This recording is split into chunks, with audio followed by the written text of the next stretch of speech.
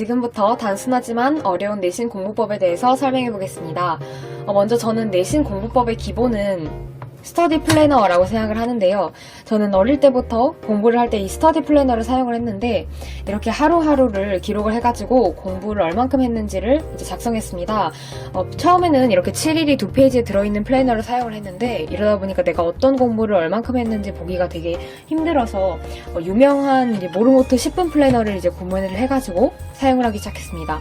이렇게 해서 이제 하루하루 어떤 공부를 했는지를 색깔이 다른 펜을 사용을 해서 내가 어떤 공부를 많이 하고 어떤 공부를 덜 하는지를 살펴봐가지고 나만의 취약점을 파악할 수 있었습니다. 이제는 과목별로 공부 방법에 대해서 설명하려고 하는데요. 첫 번째는 수학입니다. 수학 같은 경우에는 이제 문제집이 중요한데 저는 학교에서 이제 풀라고 하는 부교재나 아니면 시중에서 구할 수 있는 쉬운 문제집들을 선정을 해서 공부를 했는데요.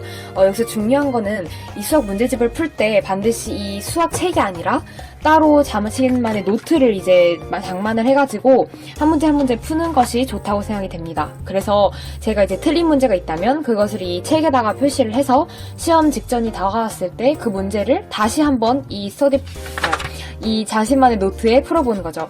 그래서 이렇게 헷갈리는 거나 틀린 거를 다시 풀음으로써 이 실수를 줄일 수가 있고요. 그리고 어려웠던 문제, 풀이를 기억해야 되는, 외워야 되는 문제가 있다면 그건 이제 뒤에 따로 정리를 해가지고 선생님의 풀이와 자신만의 풀이를 비교하는 그런 활동을 해서 수학 점수를 내릴 수 있었습니다. 두 번째는 이제 국어 공부법인데요.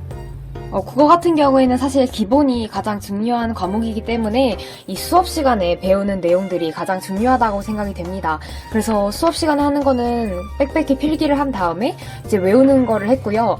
사실 시험을 보게 되면 이 학교 수업 시간 때 배웠던 내용뿐만 아니라 외부 질문이 나오기 때문에 그런 것들은 어떻게 대비하냐 하면은 이 교과서를 만약에 다 외웠다. 그래서 내가 좀 여유가 남는다 하면 이 현대시의 모든 것 현대사문의 모든 것에 이 모든 것 시리즈가 있잖아요. 이것을 꼭 구매를 해가지고 내가 이번에는 성찰시에 대해서 배웠다? 그러면 좀 성찰시에 대한 것들 찾아봐서 어떤 내용이 나올 것 같다라는 걸 이제 이렇게 포스트잇으로 표시를 해서 시험 전날에 한번 보고 가는 거죠. 그래서 예측까지는 아니더라도 시에 대한 그 사고력을 기르는 행위를 연습을 많이 했더니 실제로 진짜 국어 시험에서 시가 나왔을 때, 처음 보는 시가 나왔을 때 더 빠른 대처를 할 수 있었습니다.